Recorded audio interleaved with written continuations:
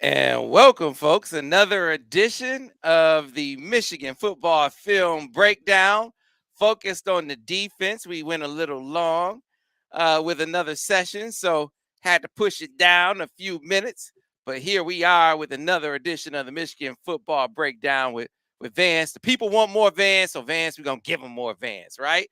And Let's so give it to them. let's just start off talking to the old ball coach named Vance Bedford, who has coached many a game, who has been favored as he heads into these games, into in places like Iowa, where you're facing an offense. They say this is an overmatched team. You should destroy this team. They don't have a pulse offensively, and you go in this game, and it winds up being a little closer than a lot of fans expected. They say, Michigan doesn't look like a championship team.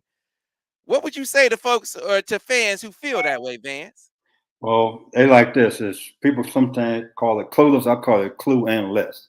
They don't have any idea what they're talking about because when you play Iowa, Iowa is a well-coached football team that doesn't beat themselves. They don't have a lot of penalties. They don't turn the football over. They play great special teams.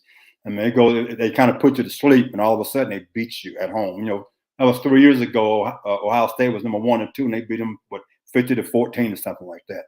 So we went into their house and we physically just took the life out of them. We really did. We played great offensively, great defensively, and special teams. So we won the game, and in my opinion, it really wasn't close. People look at the score; it was a close ball game. Sam, it wasn't close. Don't look at the score. Look at what we physically did to them in their house as we waved goodbye, and JJ was waving goodbye to them heading home. All right, so let's talk about the things that you thought that they did exceptionally well in this game. To me, novice eyes, it looked like when it came to their ground game, because that's what Iowa wants to do. They want to pound you, set up play action, hit those tight ends in the hole behind those linebackers when they suck up in that into that hard run action.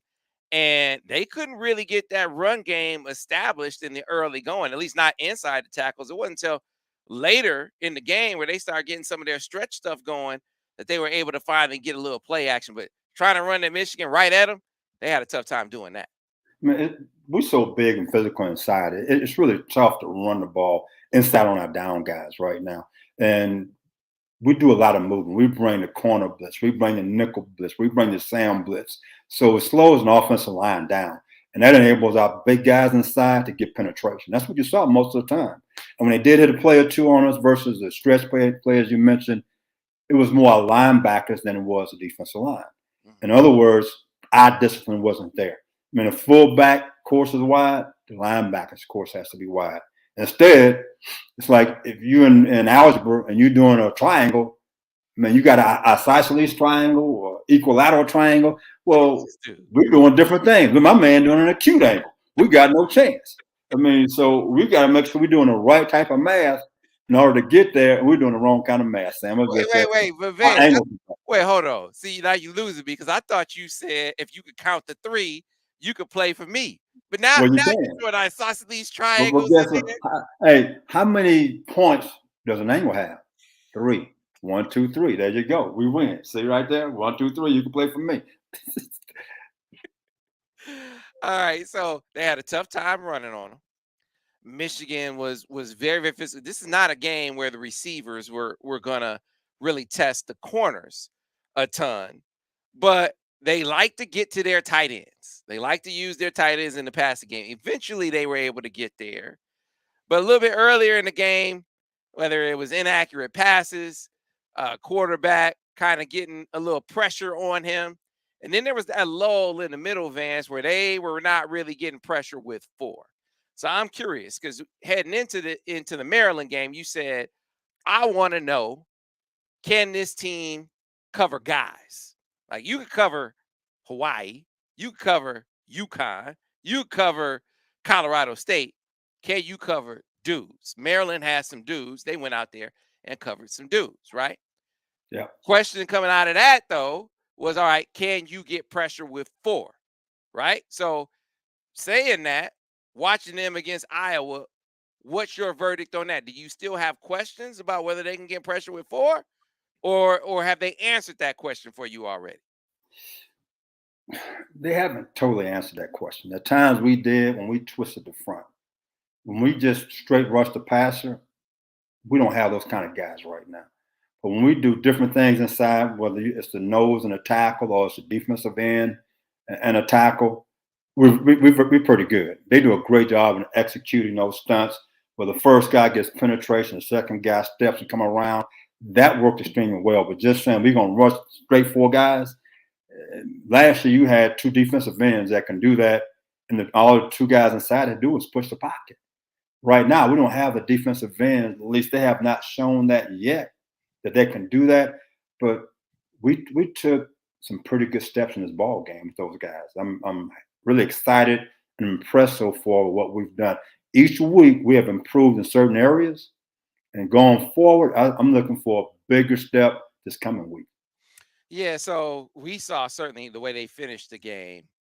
That was very encouraging. Now, obvious passing situation, I was dropping back. They got to try to make something happen in a hurry. So you just pin your ears back, and obviously that contributes to some of the success that you're not worried about the run at that point.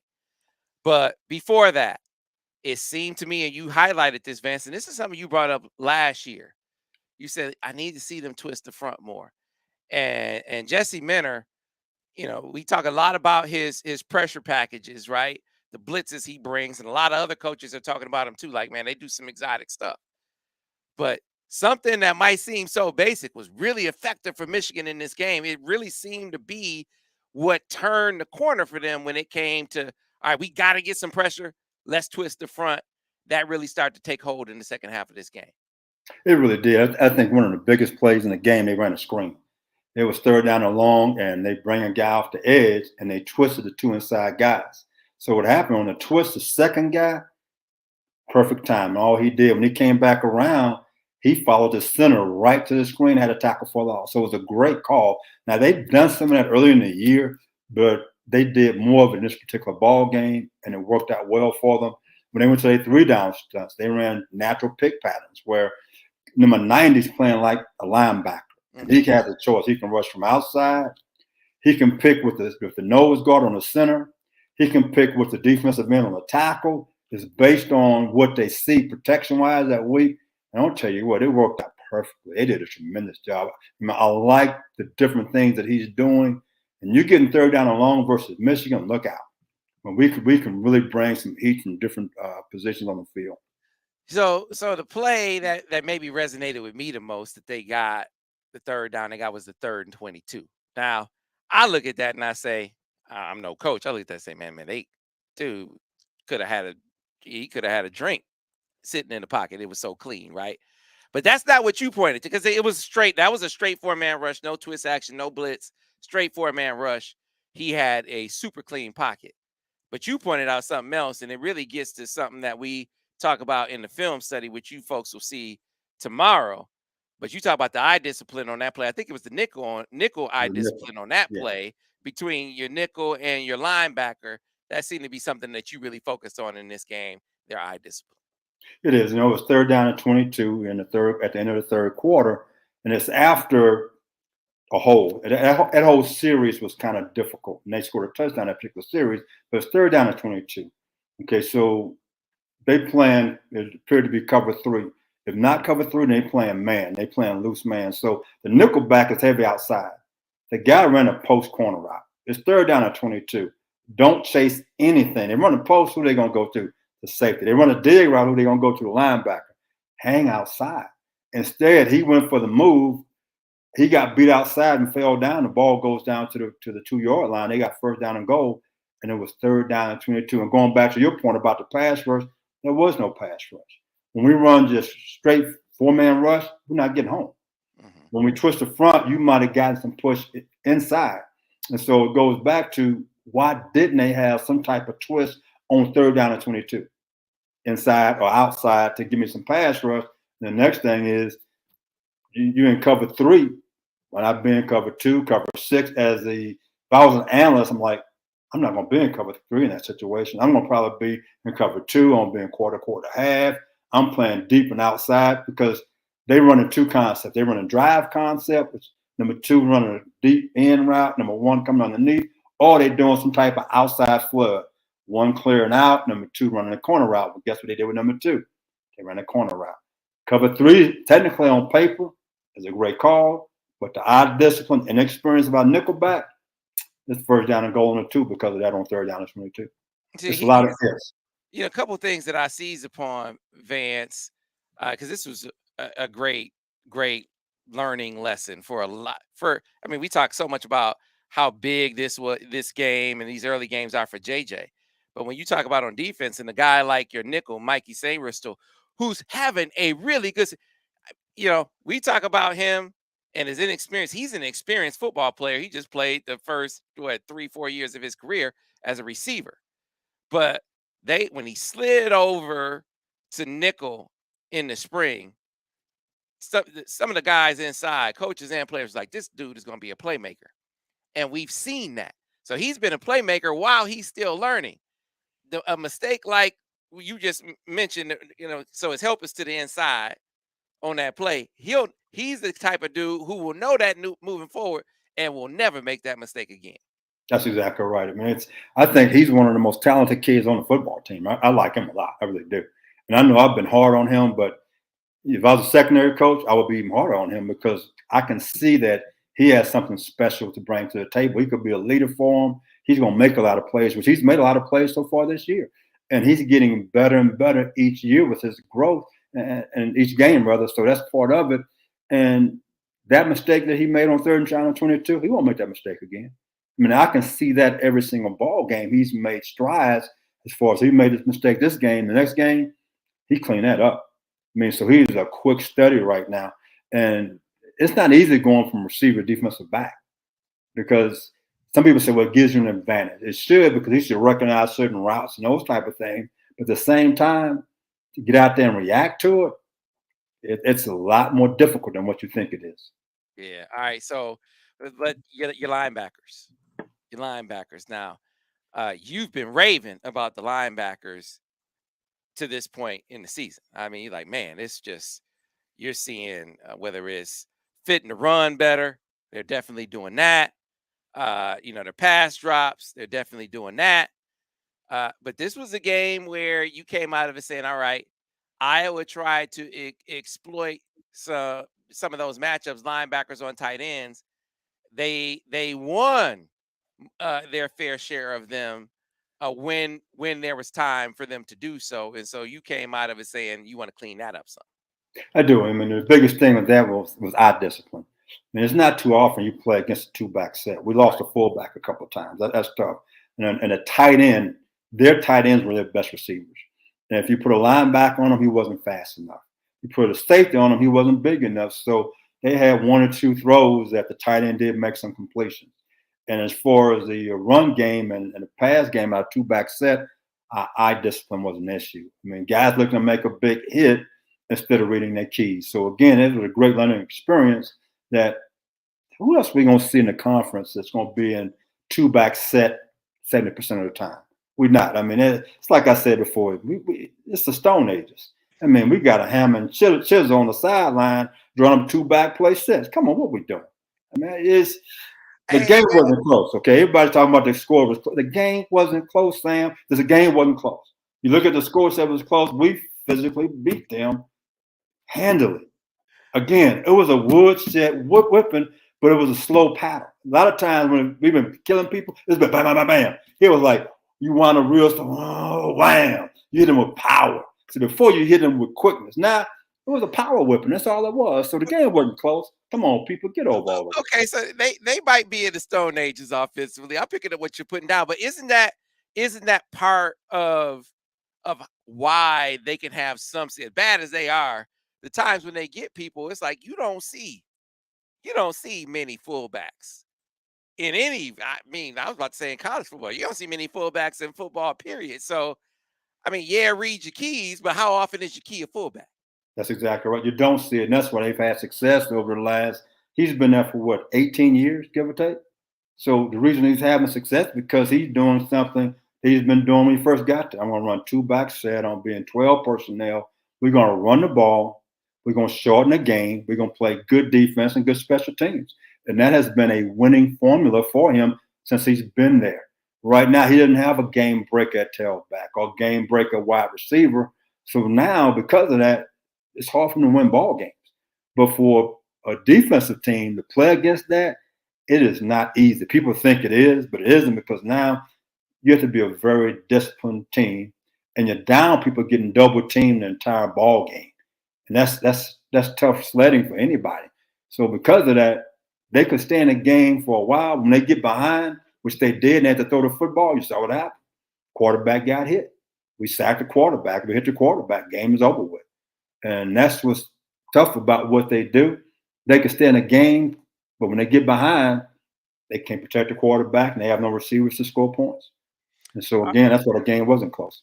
All right, so take me into the media room, not with the players. I'm talking about with your defensive coaches. All right, so you seen you guys, you seen us through 5 games.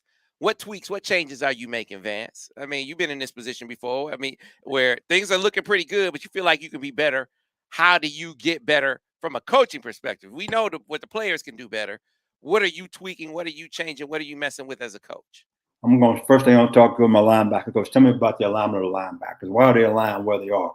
Why should you? We got this formation. They should be here. For my defensive line, I'm looking for the details of the game. Is the right hand down? Does he get on the ball, hand placement? For the secondary, I'm going, tell me about the splits. Why are you inside and you got to be outside? He got this split. Explain to me this.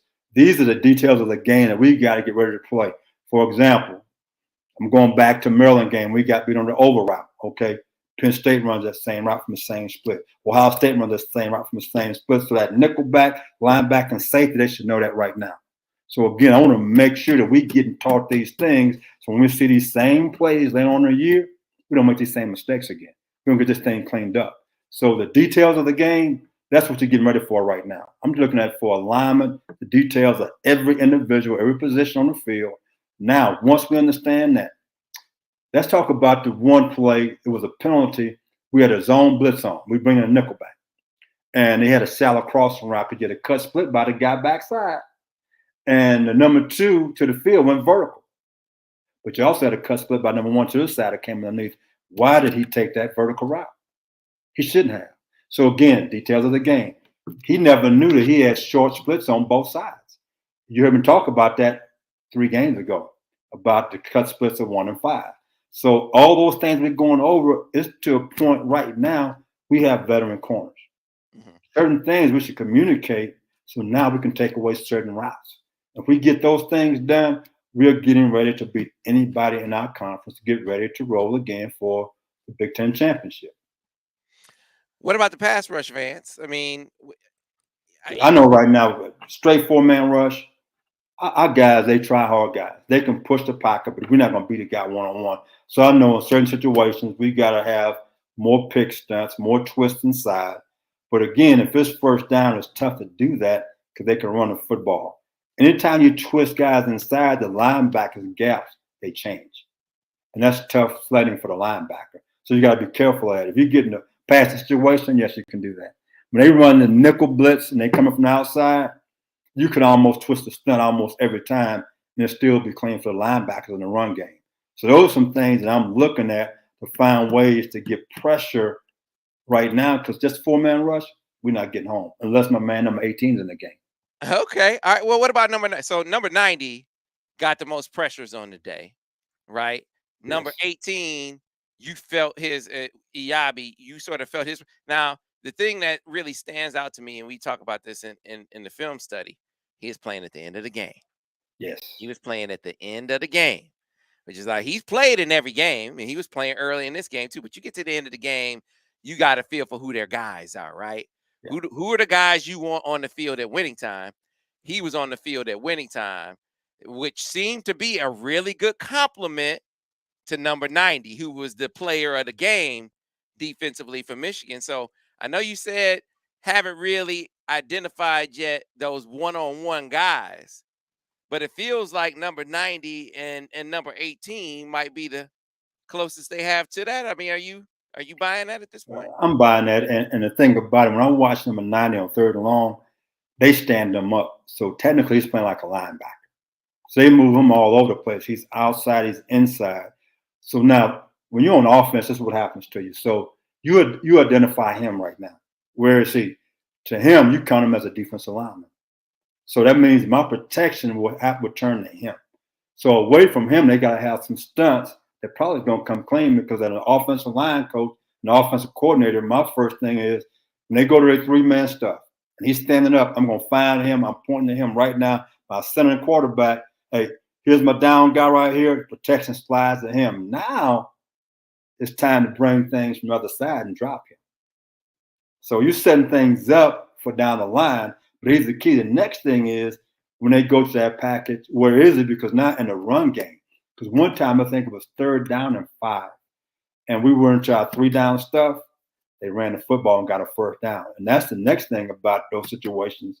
And 3rd and medium, when you go to that particular look, Ohio State going to run the football. They had a good running back. So you got to make sure that everything fits up to also be able to stop the run on 3rd down and medium. But again, going back to your question, number 90 and 18, those two guys that can win one-on-one, in my opinion.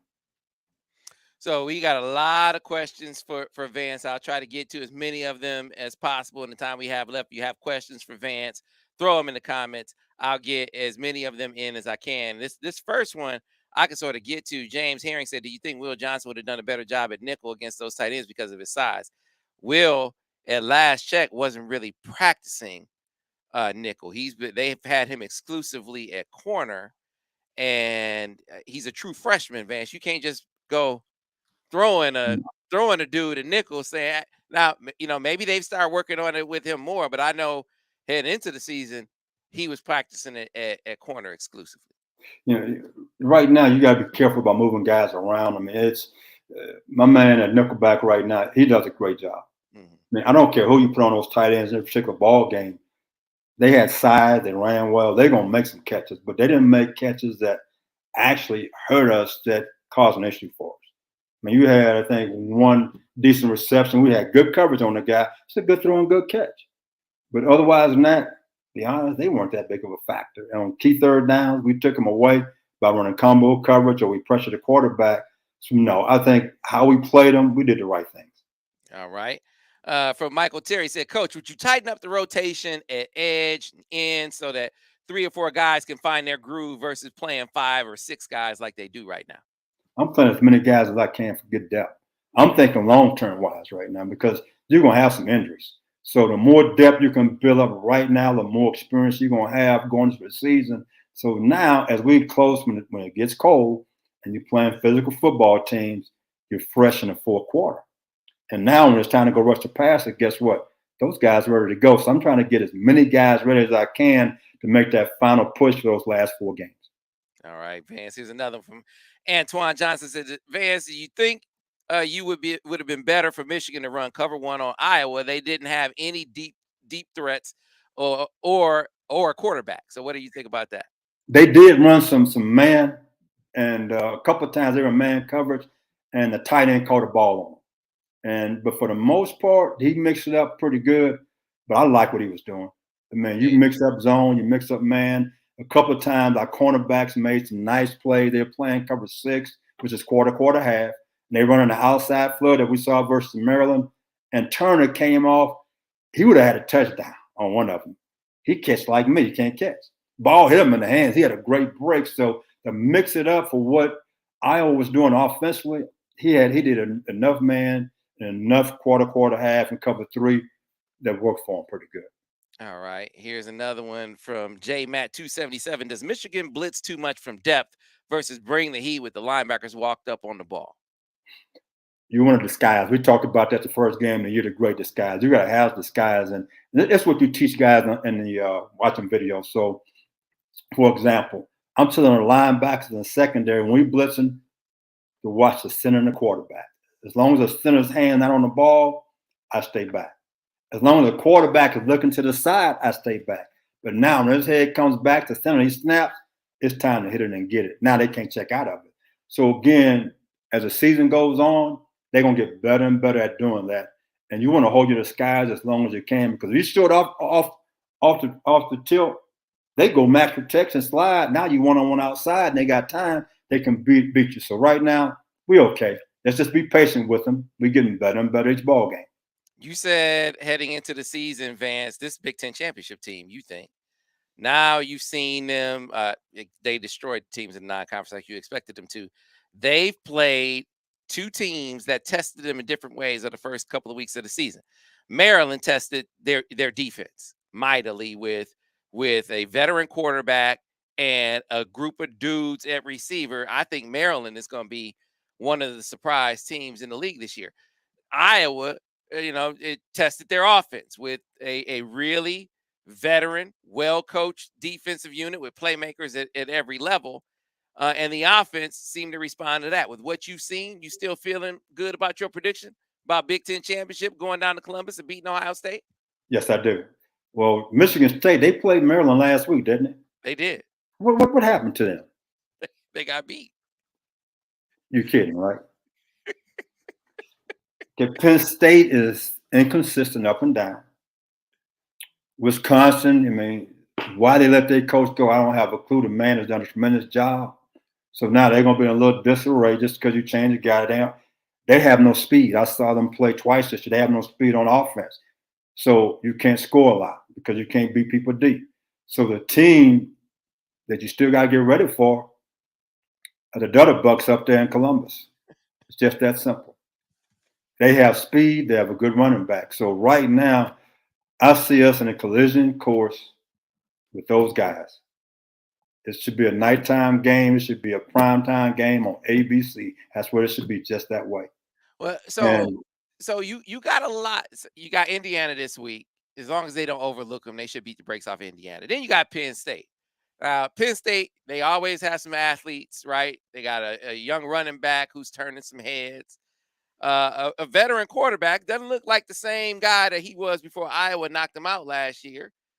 But still a veteran quarterback. Now, whenever James Franklin brings a team to Ann Arbor, he seems to get his tail whooped, Vance. I mean, you say he's taken to the woodshed quite a few times coming to Ann Arbor, but that's still a team you got to worry about. And then Michigan State.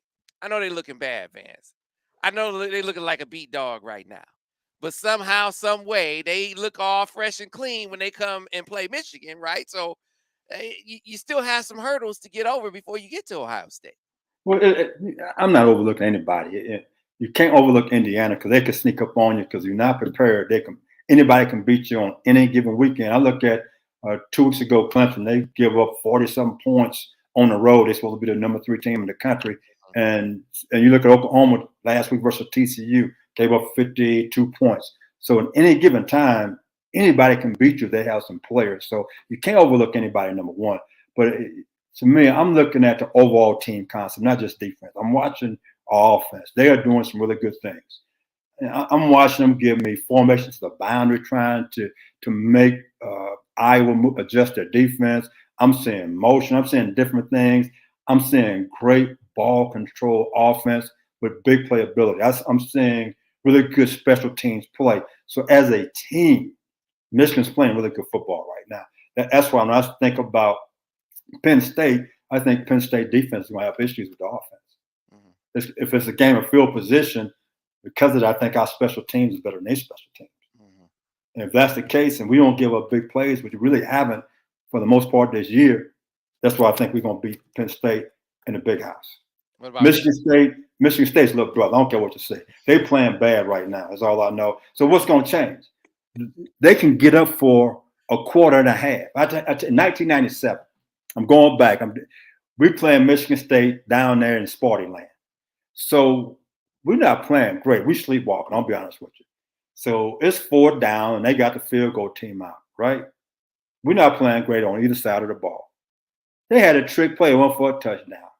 After that, it was turn off the lights. We beat them like a dog.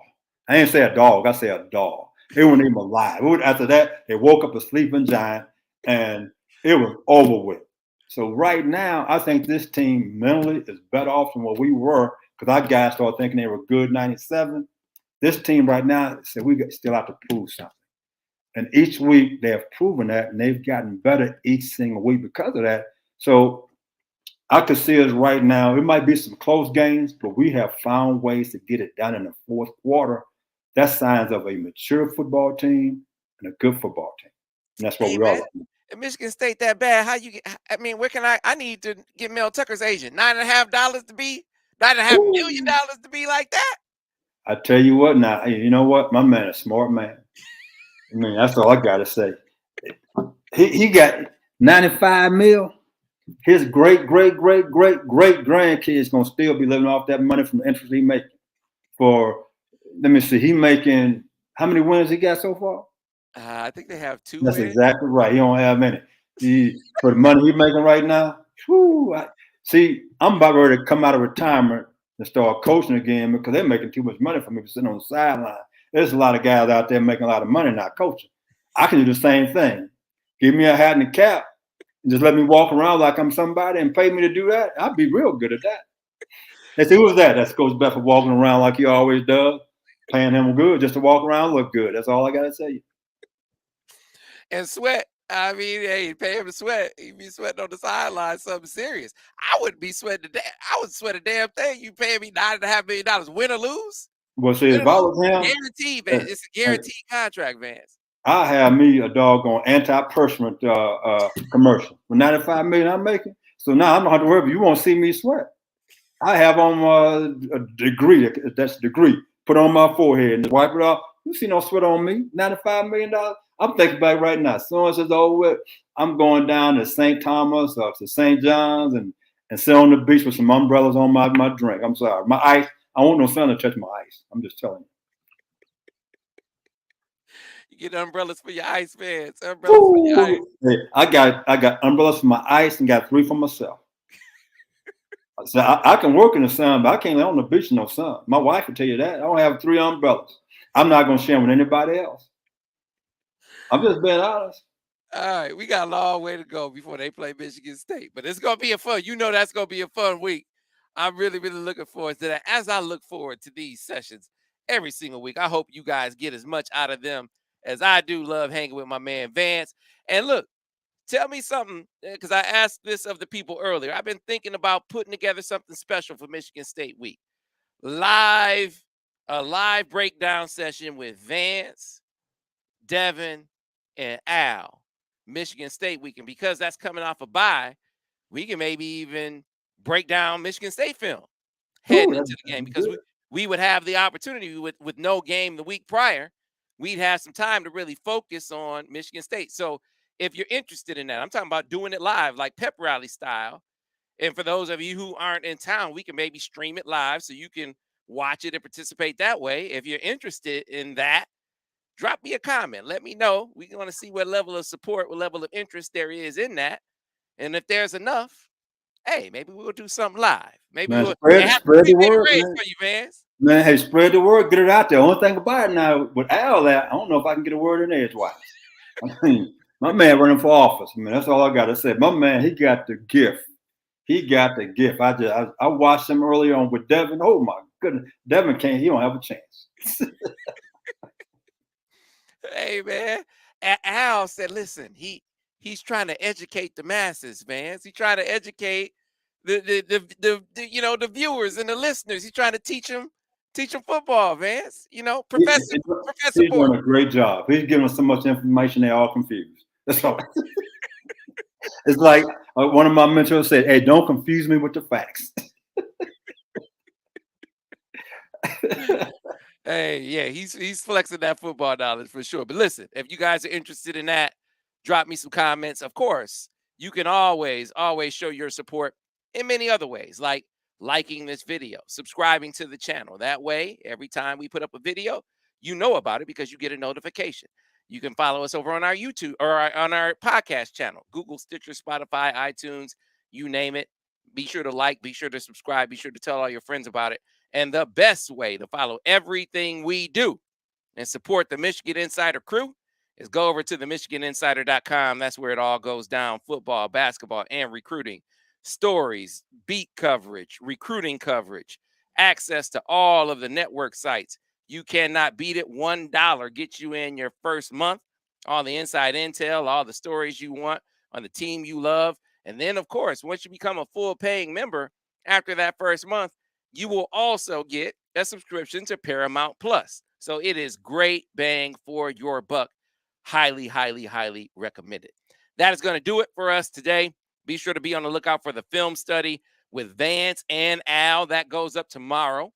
Devin's film study is about to go up shortly after this broadcast, so be on the lookout for that. So all 3 film studies up in the next 24 hours. A lot of football for you to absorb as Michigan heads into this game with Indiana.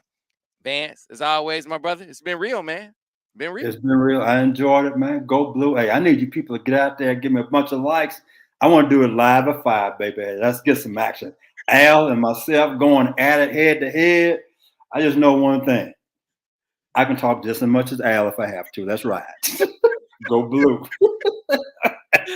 All right, we're going to see if we can make it happen. If we do make it happen, it's going to be plenty of Sweet Baby Rays. Trust me. And all you fans got to pay Vance up those stakes that you said that you told at the beginning of the season. It's going to be a Big Ten championship team. If it is, give me my stakes. None of those fans will come through with your stakes yet, Vance. We got to make sure some fans buy you some stakes when you come to town. Hey, I'm counting on it right now. I thought Michigan people were 100%. I trusted them. I'm still waiting for my stakes. You know what? They're probably going to ship them from Argentina. That's all I got. I'm getting Wagyu Argentina fillets. That's what I'm talking about. All right, folks. We'll see you next time on the next edition of the Michigan Football Breakdown, focused on the defense with Vance Bedford. We'll see you next time. Go Blue.